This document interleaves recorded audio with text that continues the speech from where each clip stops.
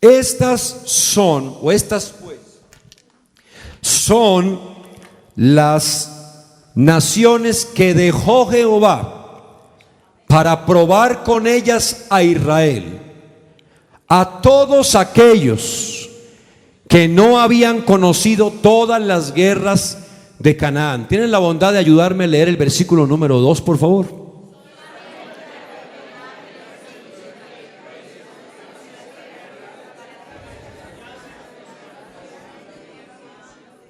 Ahora yo leo el 3. Los 5 príncipes de los filisteos, todos los cananeos, los sidonios y los heveos que habitaban el monte del Líbano, desde el monte de Baal-Hermón hasta llegar a Hamad. Lean el siguiente, por favor.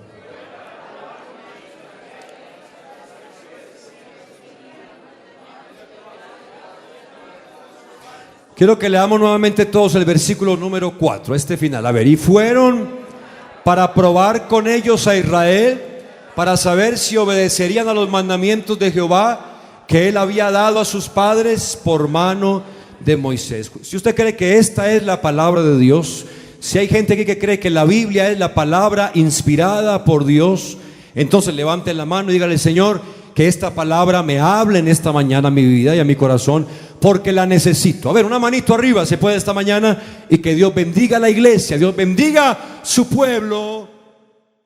Permítanme comenzar diciéndoles esta mañana que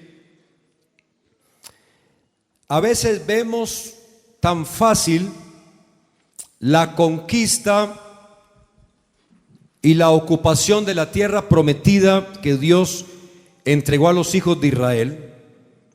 Lo vemos tan sencillo como que simplemente Dios les dijo que los iba a meter en esa tierra, y la gente se acuerda más que todo de la salida del pueblo de Egipto, quizás la travesía del Mar Rojo, y de ahí para allá pues no tienen mucha conciencia algunos de lo que pasó, y cree que simplemente llegaron al otro lado y poseyeron una tierra que Dios tenía lista. Creemos que todo fue automático, creemos que todo fue así, instantáneo, pero no fue así, porque Dios tenía unos propósitos con ellos. Estos versículos, o por lo menos el primer versículo que vamos a leer ahora, es muy, muy interesante, y quiero que nuevamente lo lean conmigo y le pongan atención esta mañana. Estas pues, y ahora sí puede empezar la presentación, por favor. Estas pues son las naciones que dejó Jehová. Oiga lo que la palabra dice: que dejó Jehová para probar con ellas a Israel, a todos aquellos que no habían conocido las guerras de Canaán. Notemos esta mañana, iniciando estos pasajes, la manifestación de autoridad que hay aquí de parte de nuestro Dios, la voluntad divina de Dios. Eso se llama teocracia, o sea, cuando Dios es el que manda. Eso se llama la soberanía de Dios, porque ahí usted lo lee en la Biblia conmigo muy claro, dice: las naciones las dejó Dios. Alguien diga amén. ¿Las dejó quién? Las dejó Dios. Esto nos da a entender que a los demás pueblos que habitaban Canaán, Dios no los dejó. A los otros Dios los sacó, a los otros Dios los echó, a los otros Dios los desterró, a los otros Dios los corrió. Pero de manera premeditada y adrede Dios dejó estos pueblos, porque si Dios quiere hacerlo, hermano, Dios hace lo que quiere hacer. Es una conquista, es una posesión, es una guerra por un territorio, pero quien manda y domina es el Señor. Está bien claro que la palabra dice que estamos en guerra. ¿Cuántos dicen amén? Que no tenemos lucha contra sangre y carne, sino contra principados. Pero quiero decirles, por encima de un ejército, por encima del otro, por encima de un bando, por encima del otro bando, por encima de los buenos y de los malos, hay uno más grande que todos. ¿Cuántos dicen amén? Se llama Dios, y es el que maneja y domina todas las cosas. En el segundo libro de Crónicas, capítulo 20, versículo 15, cuando Josafat está listo para irse a la guerra con el pueblo, buscan la palabra de Dios, buscan la dirección de Dios, Y escuchen lo que Dios le responde al pueblo. Y dijo la palabra de Jehová por medio del profeta: oíd, Judá, y vosotros moradores de Jerusalén, y tú, rey Josafat, escucha. Jehová os dice así: no temáis, ni os amedrentéis delante de esta multitud tan grande, porque no es vuestra la guerra es de Dios.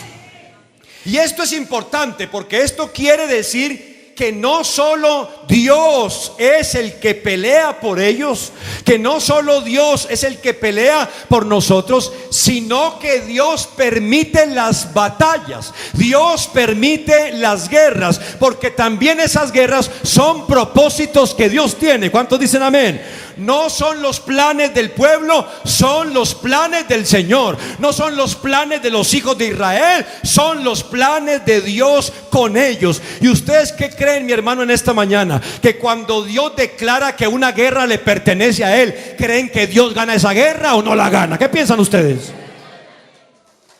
Imaginémonos a los israelitas diciendo: vamos a conquistar la tierra que nos hemos propuesto conquistar nosotros. Vamos, es la tierra que nosotros propusimos conquistar. No, esos no eran sus planes, ni son sus planes, no eran sus propósitos, mucho menos sus caminos. Son los propósitos de Dios.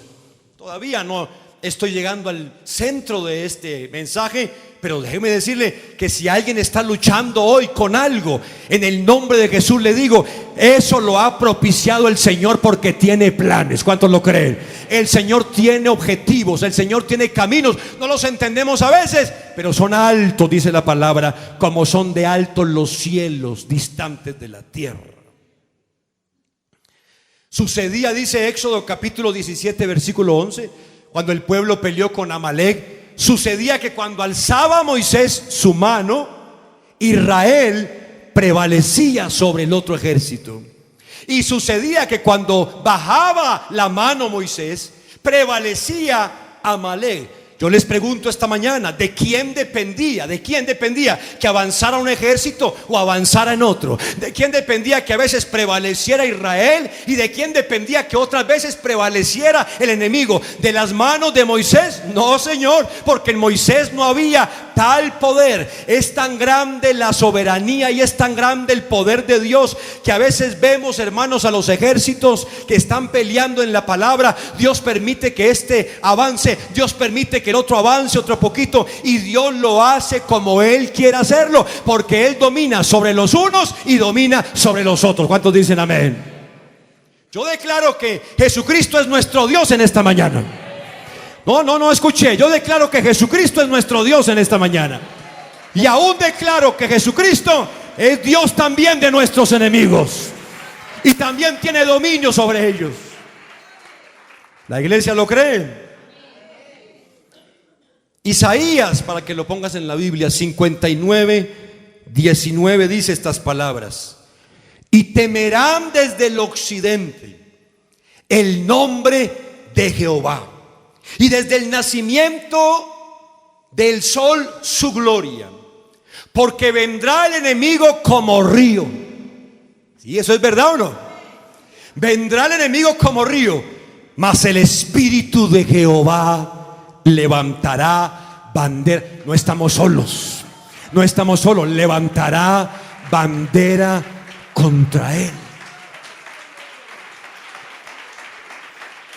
En otras palabras, para hacerme explicar bien esta mañana, quiero preguntarle: es ¿quién permite el avance de nuestro enemigo? ¿Quién? Dios. ¿Quién permite que a veces nuestro enemigo se acreciente un poco? ¿Quién? Dios. ¿Quién permite que el enemigo, así como río, se acreciente, suba su caudal y de repente se levante? Es Dios el que lo permite, en su soberana voluntad. ¿Quién permite que el río se represe en gran caudal? Dios lo permite, y el enemigo se levanta como río, pero Dios lo está esperando. ¿Cuántos dicen amén? Y se levanta contra él también, para decirle hasta dónde llegar. Por eso ese problema, esa dificultad, esa situación llegará solo hasta donde Dios quiera que llegue, porque Dios domina sobre todas las circunstancias y sobre todas las situaciones.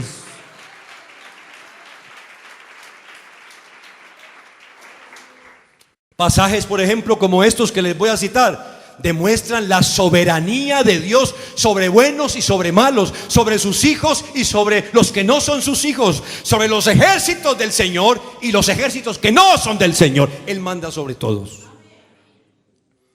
Cuando la Biblia habla del patriarca Job y la prueba de Job, comienza el primer capítulo de Job diciendo: un día vinieron a presentarse delante del Señor los hijos de Dios. Y aquí dice que vino un hijo de Dios que llamaba Satanás. La gente se confunde y dice: pero ¿cómo, hermano? ¿Cómo va a ser Satanás hijo de Dios? ¿Cómo es de malo? Lo que está hablando aquí, entiéndalo bien. Satanás ya está destinado para perdición. Eso dice la Biblia, lo espera el lago de fuego. Pero lo que dice acá sencillamente es demostrar la soberanía que Dios tiene aún sobre el mismo Satanás, que si tuviera que hacer algo, ¿cuántos dicen amén? Le tiene que pedir permiso a nuestro Dios, porque Él es el Rey del universo. Dijo Jehová a Satanás, Ricardo, 1:12 del libro de Job, dijo Jehová a Satanás: he aquí todo lo que tiene está en tu mano, tú lo puedes tentar, tú puedes llegarte a él. He aquí todo lo que tiene Job está en tu mano.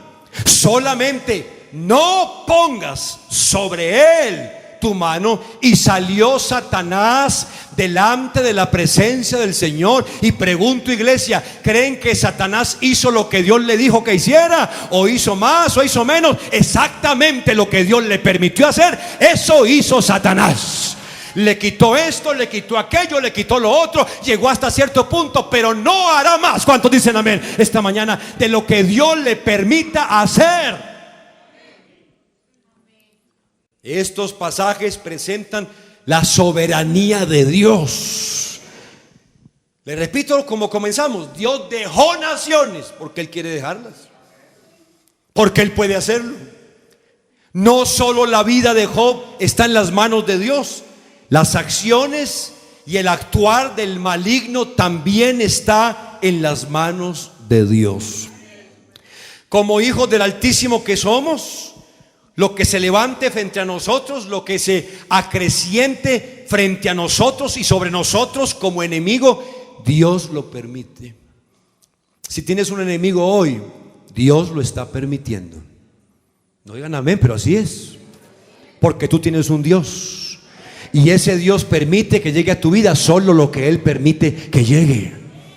Si tienes frente a ti una situación terrible, un enemigo que viene contra ti, contra tu casa, contra tu hogar, te repito en esta mañana, Dios lo está permitiendo en el grado que Dios lo permita. Poquito, mucho, bastante, muchos o pocos, unos se fueron, otros quedaron. En el término que tú lo quieras ver, Dios lo permite. Y entonces cuando Dios permite en su soberanía que pase una cosa o que pase la otra, yo lo creo esta mañana, es porque Dios tiene propósitos. Muy pocos lo creen, pero usted debería tomar esa palabra para usted esta mañana. Dios tiene propósitos. Y si leímos al principio, no está el texto ahí ahora, pero se lo recuerdo, leímos en la palabra que decía: estas son las naciones que dejó Jehová para. Estas son las naciones que dejó Jehová para. Y ese para es propósito. Y aquí se presenta una relación bastante interesante. Pónganle atención: la soberanía de Dios y sus propósitos. Sencillamente, esta es la síntesis o la sinopsis de este primer versículo que hemos leído. La soberanía de Dios y los propósitos de Dios. Dios hace algo en su soberanía actuando como Él quiere, no como yo quiera. Es que entendamos de una vez, amados, Dios lo va a hacer. ¿Cuántos dicen amén? Pero lo va a hacer como Él lo quiera hacer, porque el propósito no es mío, el propósito es de Dios. Entonces, Pase lo que pase. A ver, algún cristiano debería decir eso conmigo esta mañana. Dígalo. No lo escucho. Pase lo que pase. No, no me convence. Pase. Dígalo, pase. Lo que pase. Se vayan todos o se queden algunos. Pase esto, pase lo otro. No pase exactamente lo que yo pensaba que tendría que pasar. Pase lo que pase. Váyanse todas las naciones o quédense en algunas. Dios, con una cosa o con la otra, tendrá propósitos definidos para llevarlos a cabo. Créame lo que sí.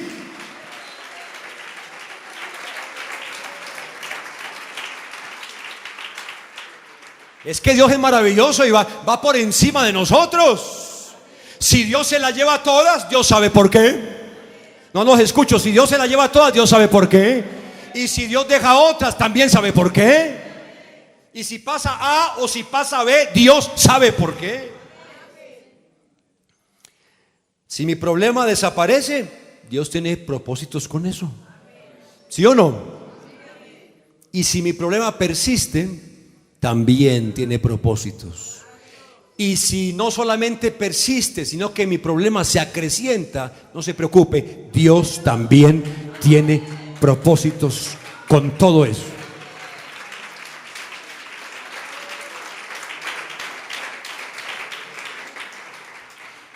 Estas, pues, comienza diciendo la escritura. Ahí está mi hermano, gracias. Estas, pues, son las naciones que dejó Jehová. Me encantaría entregarle todo lo que tengo aquí esta mañana, porque apenas estoy iniciando y usted se puede llevar una bendición, porque esta es la palabra de Dios. Concéntrese y dispóngase. Estas pues son las naciones que dejó Jehová, para que queden donde Jehová las dejó, o sea, en la tierra prometida. Quiere decir que Dios no las destruyó, Dios no las trastornó, Dios no las echó como echó a otras de la tierra. Y esto parece contradictorio, porque parece que Dios le hizo bien a esos pueblos incircuncisos. Claro, ¿cómo no les hizo bien? Claro que sí, porque si Dios viene y destruye a estos que viven aquí y los saca con mano poderosa y los mata y con truenos, centellas y granizo los echa de ahí, pero a los que siguen los perdona, es un bien que Dios hace. Y si dice este se va y este no se va, a este lo echó y a este le permitió quedarse, lo está de alguna manera beneficiando. Bueno, no es raro en la Biblia encontrar decir que Dios también aún a los malos los beneficia con su misericordia. Entonces le hace bien a los incircuncisos cananeos. Y esto es lo más raro, escúcheme, iglesia. Le hace bien a los incircuncisos cananeos, no sacándolos para de alguna manera, y abro comillas, hacerle mal con esos mismos pueblos a sus hijos. Gracias por el que dice amén, porque ese es Dios. Y eso es lo que pasó exactamente en esto que estamos viendo. Uno podría ver su vida así el día de hoy. Dios permite ciertas circunstancias que se levantan frente a nosotros, aún se acrecientan, aún toman fuerza, y entonces nos afligen y entonces nos incomodan, pero Dios no las quita. Dios no las deshace, pudiendo hacerlo porque Él es poderoso. Dios no las destruye, Dios no se las lleva. Es más, parece que Dios las favoreciera más que a nosotros. Este texto es maravilloso. Job capítulo 21, 7 al 9 está ahí en la diapositiva, en la versión pueblo, la palabra de Dios para todos, perdón. Porque la gente, ¿por qué? La gente mala sigue con vida. ¿Por qué disfrutan de larga vida y todo les sale bien? Ven a sus hijos crecer y establecerse, y hasta conocen a sus nietos. Sus casas son seguras, y lo último que Job dice es: y Dios los ayuda. A veces las circunstancias son tales que parece que Dios ayudara a los malos, que Dios ayudara a que las circunstancias difíciles se levantaran. Ustedes recuerdan a Jesús en medio de la tempestad en el lago de Genesaret. Dice Mateo 8:23, si me ayudas por favor. Dice que entrando el Señor en la barca, entró con sus discípulos, porque los discípulos le siguieron, y he aquí se levantó. Digan conmigo esta mañana: se levantó. No los oigo. He aquí se levantó en el mar una tempestad. ¿Cómo? No, ahí dice que era chiquita. No, que era pequeña. Tan grande que las olas cubrían la barca, pero Cristo dormía. Pregunta: ¿quién permitió que la tempestad se hiciera tan grande? ¿Quién? Si todo comienza con unos relámpagos, si todo comienza con una llovizna, si todo comienza con unas olas que se van levantando poco a poco, pero Jesús duerme. Luego comienzan a caer grandes gotas de agua, pero Jesús duerme. En todo caso, la tempestad llega a niveles inesperados. Repito, ¿quién lo permite? Dios lo permite. Jesucristo en la barca durmiendo lo permite. No puede Jesús calmar la tempestad apenas comienza. No los escucho. No puede Cristo calmar la tempestad apenas comienza. No puede calmarla cuando las pequeñas gotas de agua estén cayendo. No puede hacerlo. Permite Jesús que se agrande tanto la tempestad que las olas cubrían la barca. Y al no despertar Cristo, no está favoreciendo a sus discípulos, está favoreciendo la tempestad para que se haga más grande y tome más fuerza cada vez. Imaginémonos al Señor sacando los pueblos de Canaán con mano poderosa, como dice la Biblia, con milagros, con portentos. Y me imagino esos pueblos huyendo, porque de Dios nadie se libra, de Dios nadie se salva. Y esos pueblos huya y huya. Pero hay otros que simplemente Dios no los saca, los deja quietos. Bueno, entonces cualquiera podría censurar a Dios. No, Dios no es tan poderoso. No, fíjese que sacó unos y no pudo con estos. Dios hace cosas a medias. Dijo que sacaría a estos pueblos y nos daría la tierra, y sacó unos, pero le quedaron otros. Yo le aseguro, como que estoy presente aquí esta mañana, que en el pueblo de Israel alguien dijo esto: no, Dios no es tan bueno como parece. Es que de esto tan bueno no dan tanto, que nos iba a sacar todas las naciones y nos iba a meter allá. No, mírelo como es. Pero la palabra del Señor es clara cuando dice que Dios obró así para hacer algo.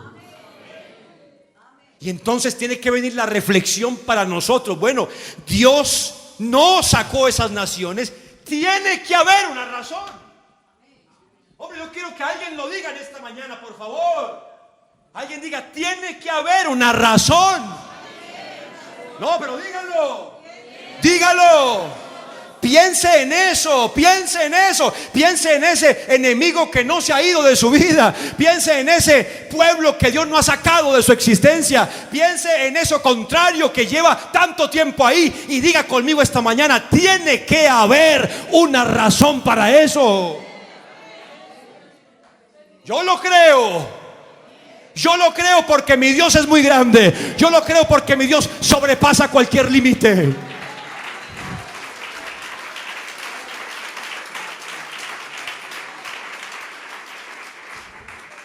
Y entonces cambiamos el por qué por para qué. Y así hablamos los hijos de Dios. Miren, llegamos acá y Dios no echó a aquellos, ni tampoco a aquellos. ¿Por qué? No es la pregunta de los hijos de Dios. ¿Para qué? Porque mi Dios, no sé el tuyo, es Dios de propósitos. Es esperanzador esta mañana y de mucha fortaleza, aún en medio de las aflicciones y las pruebas, saber que los propósitos de Dios, aunque parecieran a veces favorecer aún lo que está en nuestra contra, el propósito verdaderamente siempre, y créamelo esta mañana, va direccionado a nosotros que somos los hijos de Dios. Usted dice, pero Dios, ¿por qué lo está bendiciendo a él? No, no te preocupes, para él no es la bendición, porque él no es hijo de Dios. Así pareciera que Dios estuviera obrando. No, la bendición realmente, dice la palabra, es para ti por cuanto tú eres hijo de Dios. Pero Dios tiene un plan y un propósito y lo está llevando a cabo como él quiere.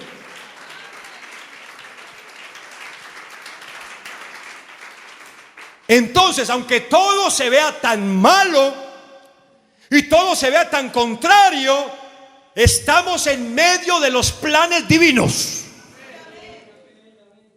Sabemos, dice Romanos 8:28, y esta versión es muy explícita. Sabemos que Dios obra en toda situación. Amén. En la buena nada más, en la positiva nada más, en la fácil nada más. Dios obra en toda situación. Lo que pasa es que hay que tener fe para creer que algo está haciendo. Y no levantar tan fácilmente la voz al cielo y decir, Dios no está haciendo nada. No, porque a lo mejor está más ocupado que nunca haciendo alguna cosa a nuestro favor, para el bien de los que lo aman, los que han sido llamados por Dios de acuerdo a su propósito. Este propósito, ahora que estamos acá en Jueces capítulo 3, este propósito por el que Él dejó esos pueblos allá es perfecta y claramente revelado en la palabra de Dios. Ricardo, Jueces capítulo 3, verso 1, ahí en adelante vamos a leer esos dos textos. Estas son las naciones que dejó Jehová. Vamos ahí. Iglesia, diga conmigo, ¿para qué? Para probar con ellas. ¿Tiene sentido o no? ¿Tiene sentido o no? Para probar con ellas a Israel. Y todavía no ha terminado el Señor. Oigan esto: a todos aquellos que no habían conocido todas las guerras de Canaán. Resulta que algunos estaban ya naciendo cuando estaban llegando a Canaán. Algunos nacieron y comenzaron a crecer. Y eso fue, como decimos los paisas, por entre un tubo, ¿no? Llegaron a la tierra de Canaán y eso fue una cosa deliciosa. ¡Ay, qué bueno! Ya llegamos. Y Dios dice, no es tan sencillo. Ustedes también deben aprender que tienen que confiar en mí y depender de mí. Y defenderse de sus enemigos, no en sus fuerzas, sino en las fuerzas de Dios. Apréndanlo.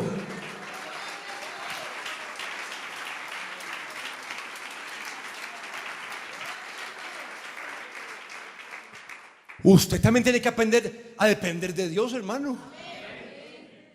Usted también tiene que aprender a confiar en Dios. Dios quiere probar a su pueblo. ¿Con qué propósito? Cuando Dios prueba a sus hijos, no lo hace con el fin de él entender algo o de él beneficiarse. No, Dios lo sabe todo. Dios no prueba nuestro corazón para saber qué hay en él. Dios lo sabe todo. A veces Dios prueba nuestro corazón no para que él sepa qué hay, es para que uno mismo sepa qué es lo que hay en su corazón. Más bien, esta prueba que Dios tiene para sus hijos es con el fin de exponerlos, porque la prueba nos expone. La prueba evidencia muchas cosas en nuestra vida, y yo sé que alguien se puede identificar con eso esta mañana.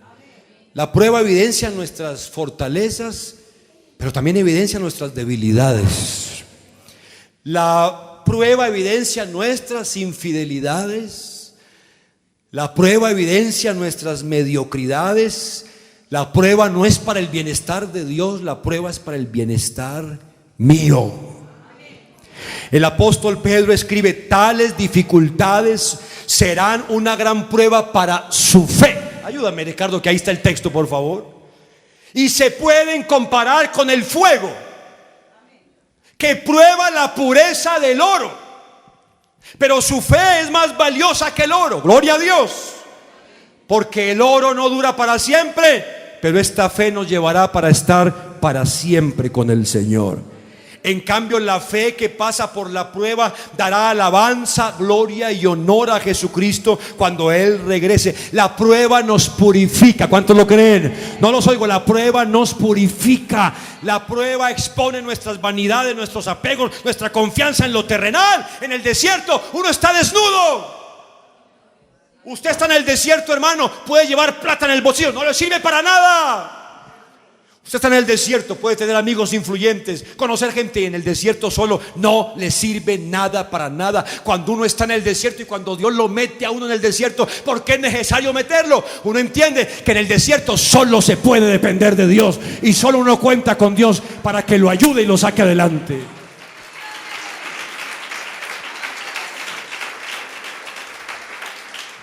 ¿Cuántos dicen amén? Dios se convierte en la única y última esperanza. Yo podría llamar eso esta mañana pedagogía divina, porque así es que Dios enseña. Solamente para que el linaje de los hijos de Israel conociese la guerra. Para eso deja unos pueblos asesinos como los que dejó. Solo para que los jóvenes conozcan lo que es la guerra, para que la enseñen a los que antes no la habían conocido. Pedagogía divina. Hermanos míos, ¿cómo más podría enseñarnos Dios? Uno a Dios le pide: Señor, dame paciencia, Señor, dame poder. Y uno cree que eso es automático. No, ¿cómo más no nos va a enseñar Dios sino viviendo las circunstancias y enfrentando a los enemigos? ¿De qué otra manera?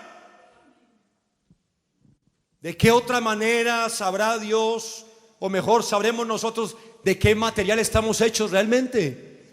Si no es enfrentando las situaciones. Esto dice el apóstol Pablo a los Filipenses 4:10 en la versión Palabra de Dios para Todos. Estoy muy contento al ver que de nuevo ustedes se preocupan por mi bienestar. Sé que siempre se han preocupado por mí, pero no habían tenido oportunidad de demostrármelo. No digo esto porque necesite ayuda, pues he aprendido. Alguien diga conmigo amén. En estos 5 meses del año, ¿has aprendido alguna cosita? Levanta tu mano. ¿Algo has aprendido este año? ¿Algo te ha enseñado Dios este año? ¿Alguna cosa? He aprendido a adaptarme a cualquier situación. Gloria a Dios, he aprendido. O sea que el apóstol Pablo da por hecho que antes no lo sabía. Ahora lo ha aprendido. No lo hacía en otra época pasada, pero ahora lo aprendió. Porque es propósito divino que aprendamos. Y sigue diciendo el apóstol: yo sé cómo vivir en pobreza y sé cómo vivir en abundancia. Conozco el secreto. Oigan esto, lean la palabra de Dios. Conozco el secreto de estar feliz en todos los momentos y circunstancias. Yo les pregunto esta mañana: ¿cómo se conoce ese secreto? ¿Yendo a un campamento a que te lo expliquen? ¿Leyendo literatura cristiana? ¿Yendo a charlas y a seminarios? No, Dios nunca le quitó los problemas al apóstol Pablo. Siempre los tuvo de principio a fin en su ministerio. ¿Saben cómo aprendió Pablo? Estar contento. A mí me encantaría poder dominar esa técnica, pero es difícil. Y es más difícil que le pidas a Dios que te ayude a dominarla, porque te va a pasar lo mismo del apóstol Pablo. He aprendido el secreto de estar feliz en todos los momentos y circunstancias. Pablo, dime cómo lo aprendiste. ¿Cuál es el libro que leíste, la predicación que oíste? Y esta es la respuesta del apóstol Pablo: pasando hambres. Aprendí eso. Pasé hambre si no tenía que comer. Cuando este año has estado pelado, que no tienes ni un peso en el bolsillo, algo has tenido que aprender. ¿Cuántos dicen amén? Dependo de Dios, solamente de Dios. Dios es mi ayuda, Dios es mi sustento. Y aprendes.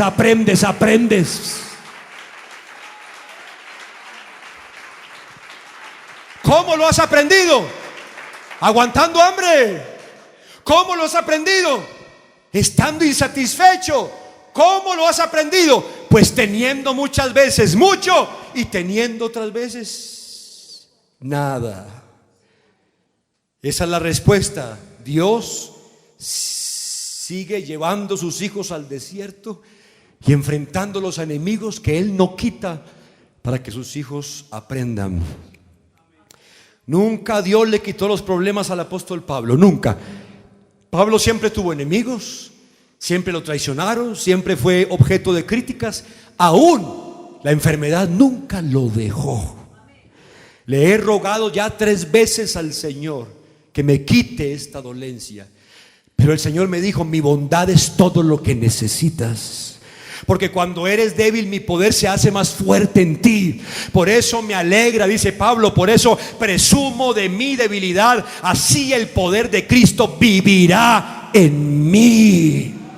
Alguien dele gloria a Dios. Otra cosa que Pablo aprendió fue esta: a presumir no de sus victorias, porque eso es muy fácil, a presumir de sus debilidades. Es que de las victorias se presume muy fácil. Vea, Dios me ayudó. Vea, Dios me sacó adelante. Mire, Dios echó todas esas naciones de aquí. Mire cómo es de bueno Dios. Eso es muy fácil. Pero ¿quién presume de su batalla, de su aflicción, de su prueba, de su problema? ¿Quién declara: no todos los enemigos de mi vida se han marchado, aún los más fuertes han quedado, porque Dios les dejó los pueblos más feroces? Pero yo sé que Dios se glorifica en todo eso. Yo sé que Dios tiene algo que hacer y Él va a hacer algo.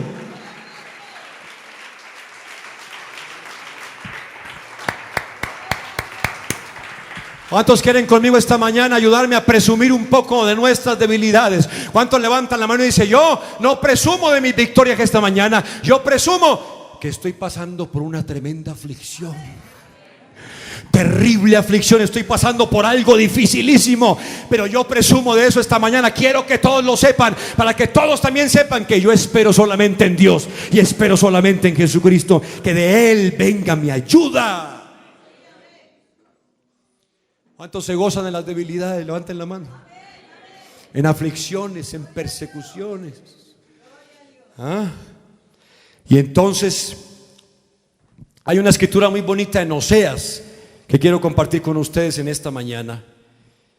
En el desierto, en la batalla, en la aflicción, amados míos, Dios siempre se propone algo. Por el profeta Oseas, Dios se queja de la infidelidad de su pueblo Israel, y Dios compara a Israel con una mujer pecadora. Y escribe así, Oseas capítulo 2, versículo número 12. A esa mujer pecadora que es Israel, Dios le dice: destruiré sus viñas, destruiré sus higueras, porque ella decía: estos son regalos que me han dado mis amantes. Ahora yo convertiré sus jardines en un bosque silvestre, y los animales salvajes comerán sus frutos. Y lo voy a hacer, dice el Señor, porque ellos le han adjudicado a otro las bendiciones que yo les he dado. Y eso le duele mucho a Dios. Ha venido el olvido, ha venido la ingratitud. Y Dios dice: no, mi pueblo no puede estar así, olvidándome a mí, creyendo que son otros los que le dan. No, tiene que reaccionar. No le pido que mire al vecino, pero disimuladamente debería hacerlo y decirle: tienes que reaccionar. Y sin duda Dios nos hace reaccionar. ¿Cuántos lo creen? Y Dios sabe cómo hacernos reaccionar.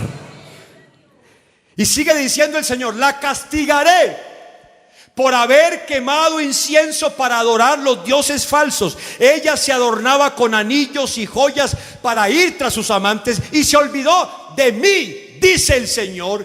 Esto lo dice Jehová. Ahora cambió su adoración al verdadero Dios por ídolos muertos. Entonces Dios tiene un plan, porque Dios siempre tiene un plan, ¿cuántos lo creen? Para hacer reaccionar a su pueblo. Qué bueno es Dios. ¿Cuántos lo alaban en esta mañana conmigo? Qué bueno es Dios, que aunque no entendemos siempre lo que Dios hace, Dios se propone algo con nosotros.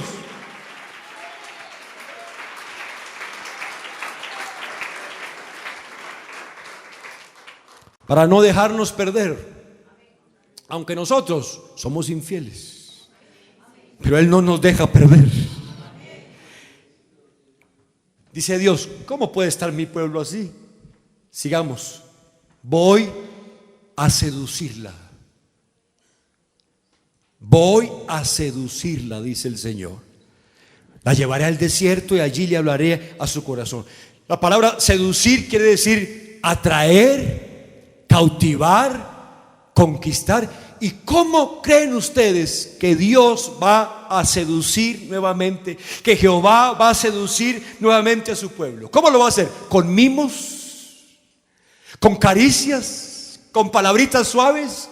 ¿Con regalitos? ¿Con solo cosas buenas? No, dice el Señor. La voy a seducir. ¿De qué manera? La llevaré al desierto. Y en el desierto, ciertísimamente, en aflicción y en prueba, abrirá su corazón, gloria a Dios, y me oirá de nuevo, dice el Señor. Y nuevamente nuestra relación volverá a comenzar y a ser la misma. Allí tendrá más sensibilidad, porque eso sí adquiere uno cuando sufre, sensibilidad a la voz de Dios y al propósito de Dios. Allí tendrá sensibilidad y el corazón abierto para escucharme. Usted puede hacer dos cosas en la aflicción: o cerrar su corazón a Dios y cerrar su alma a Dios, o puede en la aflicción abrir de par en par su pecho y decirle: Señor, háblame, ayúdame, dirígeme. Deuteronomio 8, capítulo 11, si lo puedes colocar en la Biblia, te agradezco, mi hermano. Dice las siguientes palabras que quiero leer con ustedes. Deuteronomio capítulo 8, versículo 11. Cuídate de no olvidarte de Jehová tu Dios, para cumplir sus mandamientos, sus decretos y sus estatutos que yo te ordeno hoy. Sigamos. No suceda que comas y ¿qué? Y te sacies y edifiques buenas casas en que habites, y tus vacas y tus ovejas aumenten, y la plata y el oro se multipliquen, y todo lo que tuvieres se aumente, y se enorgullezca tu corazón, y te olvides de Jehová tu Dios, que te sacó de la tierra de Egipto, que te sacó de la casa de servidumbre, que te hizo caminar por un desierto grande y espantoso. ¿Cuántos caminarán por ese desierto esta mañana? Grande y espantoso, lleno de serpientes. ¿Cuántos dicen amén? Lleno de demonios, de escorpiones y de sed, donde no había agua, y Él te sacó agua de la roca del pedernal. Gloria a Dios, que te sustentó con maná en el desierto, comida que tus padres no habían conocido. El Señor te afligió, el Señor te probó, para al final darte lo mejor. ¿Cuántos lo pueden creer esta mañana? Darte lo mejor, porque ese es Dios.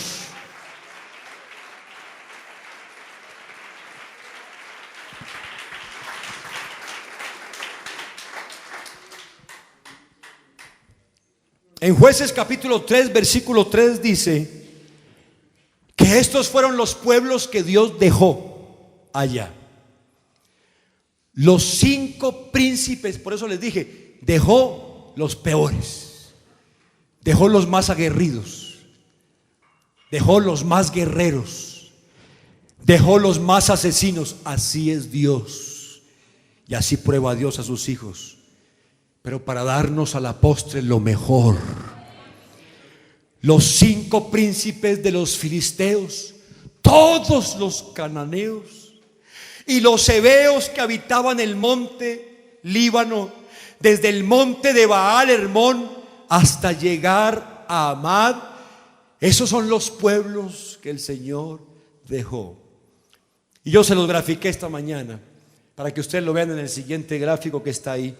Los filisteos, por ejemplo, estaban organizados en una confederación y ocupaban las ciudades de Asdod, Ascalón, Ecrón, Gad y Gaza en la costa sur de Palestina. Y esta es la tierra que Dios les prometió. Y aquí está la confederación de los filisteos, unos 4 o 5 pueblos de los peores que habían allá, y se los dejó el Señor allá a ellos.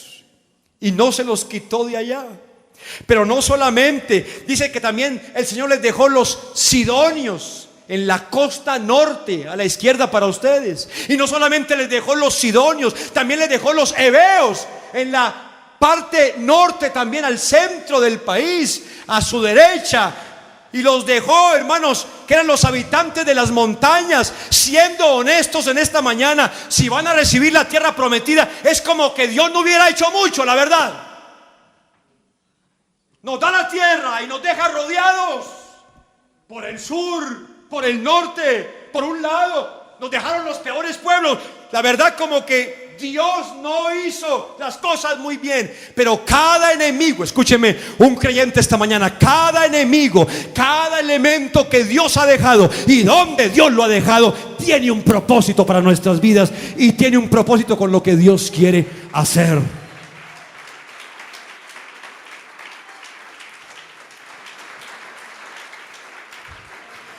El Señor dejó a esos pueblos, dice el texto, para probar a los israelitas, para ver si obedecerían los mandamientos que el Señor les había dado a sus antepasados por medio de Moisés. Alabado sea el nombre del Señor. Todos hoy, sin excepción aquí, podemos ver fortalezas frente a nosotros.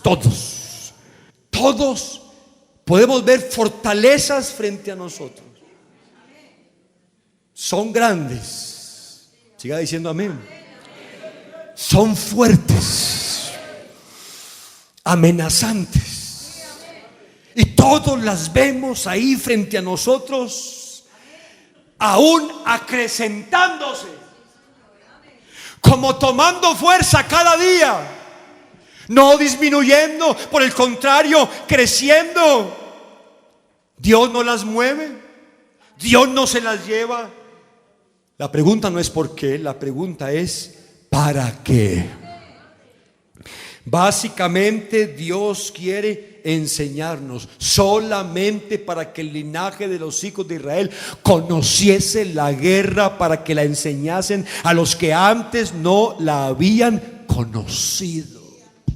¿Cómo saber cuán resistente soy?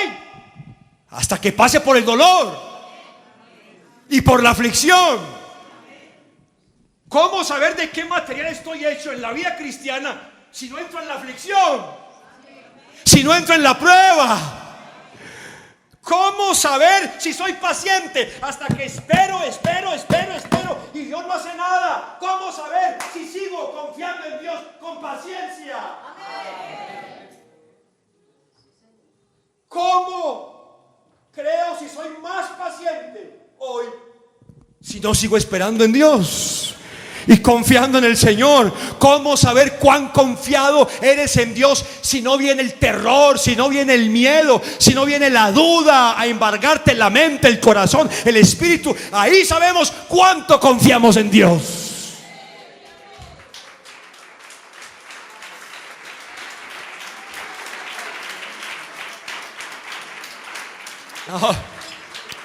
Confiar en Dios cuando hay trabajo, cuando hay salud, es fácil. Pero confiar en Dios cuando no hay que comer es lo difícil. Confiar en Dios cuando te dicen te vas a morir, eso es lo difícil. Confiar en Dios. Salmo 18, lo vas a colocar, hermano, versículo 31 en adelante. Así voy a terminar esta mañana, para que le oremos al Señor. Salmo 18, 31.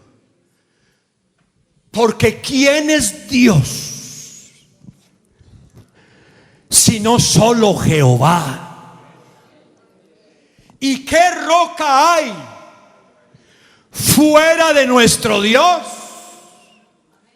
Dios es. Alguien dígame. Permítame leerlo acá. Dios es el que me ciñe de poder. ¿Correcto? Y quien hace perfecto mi camino. Dios es quien hace mis pies como de ciervas. Dios es el que me hace estar firme sobre mis alturas. Dios es el que adiestra mis manos para la batalla, para empezar con mis brazos el arco de bronce. Es Dios el que me prepara, es Dios el que me enseña, es Dios el que me muestra cómo hacerlo.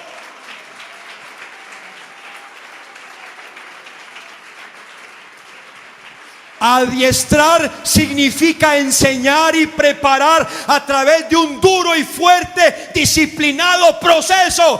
Eso es adiestrar. Y el salmista dice: Dios es el que adiestra mis manos para la batalla, para que coja ese arco con fuerza. ¿Cuántos dicen amén? Aunque tengo problemas, aunque tengo aflicciones, aunque me siento sin fuerzas, cojo con fuerza ese arco, porque Dios es el que adiestra mis manos. La verdad, algunos cristianos y muchos quizás han sido experimentados en tantos quebrantos. Es Dios que nos está adiestrando. ¿Cuántos dicen amén? Y quizás las cosas que vendrán también las vamos a soportar, y también las vamos a sobrepasar, y también las vamos a superar con la ayuda de Dios.